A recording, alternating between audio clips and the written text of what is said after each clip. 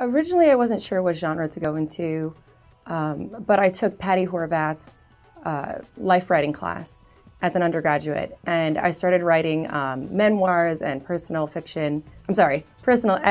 I started writing personal essays, and I learned how fulfilling that was, and I really enjoyed looking at myself as a character and trying to detach from your everyday life and try to see yourself as a three-dimensional character on the page and make your difficult or funny or uncomfortable life experiences into scene. So Patty Horvath kind of showed me that, and she inspired me actually to do the MFA program here, and I focused in nonfiction. Well, the program is a small program, which I loved, which is exactly the reason why I went here. The class sizes don't usually get bigger than 10 people, 15 people. The professors really care about the well-being of the students on a professional level and on an academic level. I thought that it was the perfect setting to figure out exactly what genre you wanted to do and figure out how to create your own narrative voice. And the truth is that I was fortunate enough that even though I was concentrating in nonfiction, the program allows you to be very lenient and take courses in different genres. So I took courses in fiction, I took courses in poetry, and then I did my fellowship in poetry. And taking the different genres, you allows yourself to see how they intersect and how you could really just become an all-around general better writer and a better communicator. The fellowship program was really interesting because, like I said, I concentrated in nonfiction, but I was placed in a poetry. It was Creative Writing 134, which is a freshman advanced poetry writing workshop. And there, as an MA, if you take the MA, you're given pedagogy classes that teach you how to teach. Whereas the MFA is more concentrated on crafts, which is exactly what I wanted, but my end goal was to become a professor.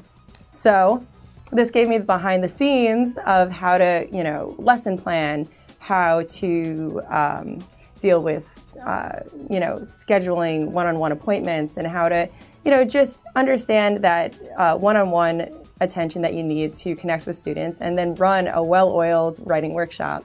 So it was just very, very interesting. And I worked with Phyllis Levin, and she was great all the way through.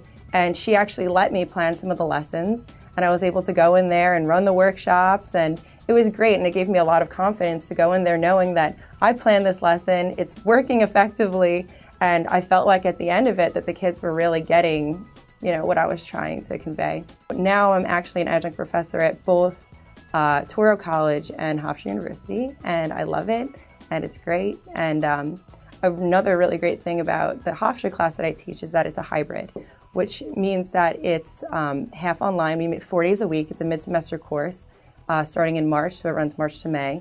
And Monday, Wednesdays, we meet on campus, and we get to do our formal workshops there, and I get to fill them in on curriculum that's kind of hard to communicate over a digital format.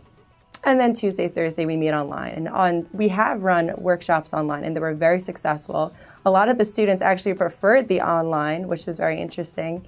And it's been great. So between the two colleges, I've been teaching, and I also run adult ed workshops at the Bryant Library in Roslyn. And I'm actually back working at the Hofstra University Writing Center. So I've been keeping really busy.